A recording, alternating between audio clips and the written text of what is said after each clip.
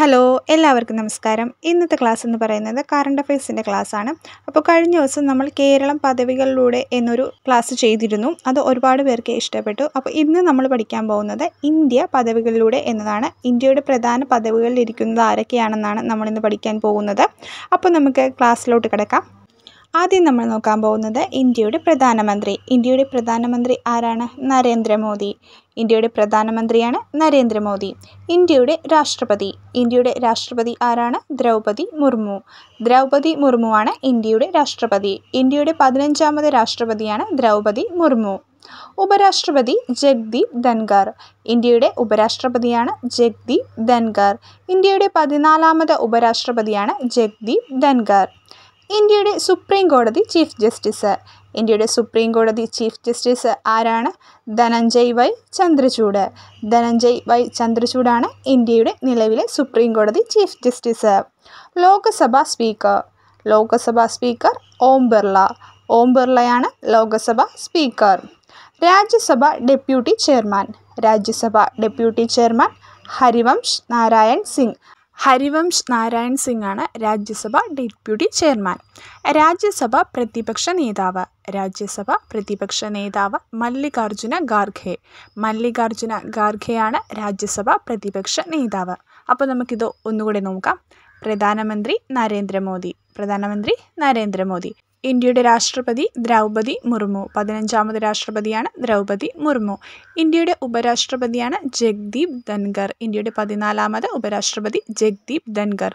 Supreme കോടതി chief justice Dhananjay Y Chandrachud. Lok Sabha speaker Om Birla. Rajya Sabha deputy chairman Harivansh Narayan Singh. Rajya Sabha പ്രതിപക്ഷ നേതാവ് മല്ലികാർജുന ഖാർഗെ. അപ്പോൾ ഈ 7 നിങ്ങൾക്ക് മനസ്സിലായല്ലോ. ഇനി നമുക്ക് അടുത്തത് നോക്കാം. ഇനി നമ്മൾ പഠിക്കാൻ പോകുന്ന ഈ 7 വളരെ ഇമ്പോർട്ടൻ്റ് ആണ്. PSC ഒരുപാട് തവണ റിപ്പീറ്റ് ചെയ്ത് ചോദിച്ചിട്ടുള്ളവയാണ് ഇവയൊക്കെ. അപ്പോൾ നമുക്ക് നോക്കാം. RBI governor. RBI governor Shaktikanta Das. Shaktikanta Das ആണ് RBI ഗവർണർ. 25ാമത് ഇന്ത്യയുടെ RBI ഗവർണറാണ് ശക്തികാന്ത ദാസ്. 16ാമത് ധനകാര്യ കമ്മീഷൻ ചെയർമാൻ. 16ാമത് ധനകാര്യ കമ്മീഷൻ ചെയർമാൻ അരവിന്ദ് പനഗരിയ. അരവിന്ദ് പനഗരിയയാണ് 16ാമത് ധനകാര്യ കമ്മീഷൻ ചെയർമാൻ. ഇന്ത്യയുടെ ധനകാര്യ മന്ത്രി. ഇന്ത്യയുടെ ധനകാര്യ മന്ത്രി നിർമ്മല സീതാരാമൻ. നിർമ്മല സീതാരാമനാണ് ഇന്ത്യയുടെ നിലവിലെ ധനകാര്യ മന്ത്രി. NITI Aayog chairman. Niti Aayog chairman Narendra Modi. NITI Aayog chairman ആരാണ്? നരേന്ദ്ര മോദി. നീതി ആയോഗിൻ്റെ ചെയർമാൻ എപ്പോഴും പ്രധാനമന്ത്രിയായിരിക്കും. അത് ഓർത്തു വെച്ചാൽ മതി. നീതി ആയോഗ് ചെയർമാനാണ് നരേന്ദ്ര മോദി. നീതി Aayog vice chairman. Niti Aayog vice chairman Suman Bery. സുമൻ ബെരിയാണ് Niti Aayog vice chairman. Niti Aayog CEO. നീതി ആയോഗ് CEO ആരാണ്? BVR സുബ്രഹ്മണ്യം. BVR സുബ്രഹ്മണ്യമാണ് നീതി Aayog CEO. SEBI chairperson. SEBI chairperson Madhabi Puri Butch. Madhabi Puri Butch ആണ് സെബി ചെയർപേഴ്സൺ. അപ്പോൾ ഒന്നുകൂടെ നോക്കാം. ഇന്ത്യയുടെ 25ാമത് RBI ഗവർണറാണ് ശക്തികാന്ത ദാസ്. 16ാമത് ധനകാര്യ കമ്മീഷൻ ചെയർമാനാണ് അരവിന്ദ് പനഗരിയ. ഇന്ത്യയുടെ ധനകാര്യ മന്ത്രി നിർമ്മല സീതാരാമൻ. നീതി ആയോഗ് ചെയർമാൻ നരേന്ദ്രമോദി. നീതി ആയോഗ് വൈസ് ചെയർമാൻ സുമൻ ബെരി. നീതി Aayog CEO BVR Subrahmanyam. SEBI chairperson Madhabi Puri Buch. ഇത്രയും ക്ലിയർ ആയല്ലോ. അടുത്തത് നോക്കാം. ദേശീയ മുഖ്യ വിവരാവകാശ കമ്മീഷണർ. ദേശീയ മുഖ്യ വിവരാവകാശ കമ്മീഷണർ ആരാണ്? ഹീരാലാൽ സമരിയ. ഹീരാലാൽ സമരിയയാണ് ദേശീയ മുഖ്യ വിവരാവകാശ കമ്മീഷണർ. ദേശീയ മനുഷ്യാവകാശ കമ്മീഷൻ ചെയർമാൻ. ദേശീയ മനുഷ്യാവകാശ കമ്മീഷൻ ചെയർമാൻ അരുൺ കുമാർ മിശ്ര. അരുൺ കുമാർ മിശ്രയാണ് ദേശീയ മനുഷ്യാവകാശ കമ്മീഷൻ ചെയർമാൻ. ഇത് PSC എപ്പോഴും ചോദിക്കുന്നതാണ്. വളരെ ഇമ്പോർട്ടൻ്റ് ആയിട്ടുള്ളതാണ്. ഇപ്പോൾ തന്നെ പഠിച്ചു പോവുക. ദേശീയ മനുഷ്യാവകാശ കമ്മീഷൻ ചെയർമാനാണ് അരുൺ കുമാർ മിശ്ര. ദേശീയ വനിതാ കമ്മീഷൻ ചെയർപേഴ്സൺ. ദേശീയ വനിതാ കമ്മീഷൻ ചെയർപേഴ്സൺ ആരാണ്? രേഖ ശർമ്മ. രേഖ ശർമ്മയാണ് ദേശീയ വനിതാ കമ്മീഷൻ ചെയർപേഴ്സൺ.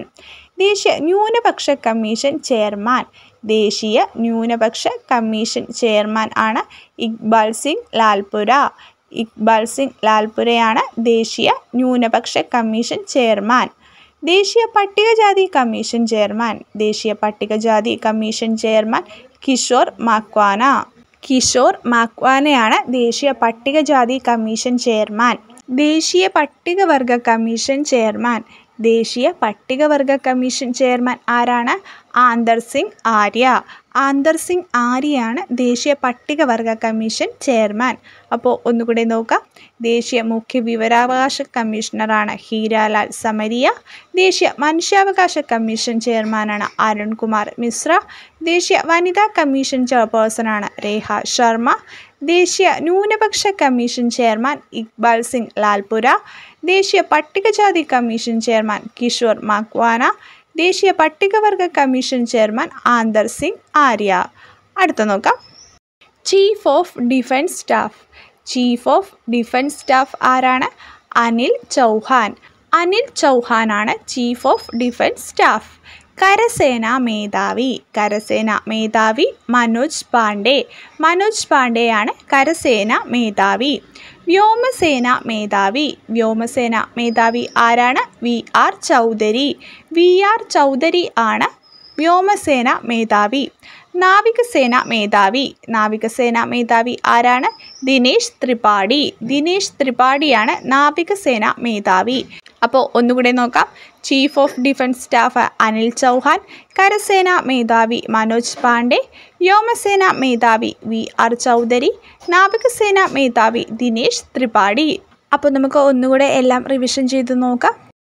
പ്രധാനമന്ത്രി നരേന്ദ്രമോദി, ഇന്ത്യയുടെ 15ാമത് രാഷ്ട്രപതി ദ്രൗപദി മുർമു, ഇന്ത്യയുടെ 14ാമത് ഉപരാഷ്ട്രപതി ജഗ്ദീപ് ധൻഖർ, സുപ്രീം കോടതി chief justice Dhananjaya Y Chandrachud, Lok Sabha speaker Om Birla, Rajya Sabha deputy chairman Harivansh Narayan Singh, Rajya Sabha പ്രതിപക്ഷ നേതാവ് മല്ലികാർജുന ഖാർഗെ, ഇന്ത്യയുടെ 25ാമത് RBI ഗവർണർ ശക്തികാന്ത ദാസ്, 16ാമത് ധനകാര്യ കമ്മീഷൻ ചെയർമാൻ അരവിന്ദ് പനഗരിയ, ഇന്ത്യയുടെ ധനകാര്യമന്ത്രി നിർമ്മല സീതാരാമൻ, നീതി ആയോഗ് ചെയർമാൻ നരേന്ദ്രമോദി, നീതി ആയോഗ് വൈസ് ചെയർമാൻ സുമൻ ബെരി, നീതി Aayog CEO BVR Subrahmanyam, SEBI chairperson Madhabi Puri Buch, ദേശീയ മുഖ്യ വിവരാവകാശ കമ്മീഷണർ ഹീരാലാൽ സമരിയ, ദേശീയ മനുഷ്യാവകാശ കമ്മീഷൻ ചെയർമാൻ അരുൺകുമാർ മിശ്ര, ദേശീയ വനിതാ കമ്മീഷൻ ചെയർപേഴ്സൺ രേഖ ശർമ്മ, ദേശീയ ന്യൂനപക്ഷ കമ്മീഷൻ ചെയർമാൻ ഇക്ബാൽ സിംഗ് ലാൽപുര,